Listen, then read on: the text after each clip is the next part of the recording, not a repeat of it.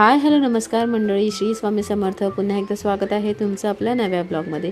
आज मी तुम्हाला डिटेलमध्ये दाखवणार आहे जिजाच्या हँड आणि फूटची 3D कास्टिंग फ्रेम. सर्वात आधी तुम्हाला ऑनलाईन मोल्डिंग आणि कास्टिंगचे एक किट मिळतं, ज्यामध्ये मोल्डिंग पावडर आणि कास्टिंग पावडर येते.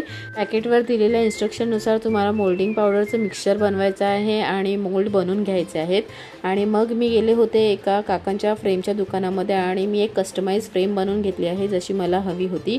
आणि मग मला जे फोटो हवे ते यामध्ये ॲड करून घेतलेले आहेत. आणि हे जे मोल्डिंग हाताचे आणि पायाचे जे मी बनवले आहेत ते या ग्लूद्वारे आपण चिकटून घ्यायचे आहेत.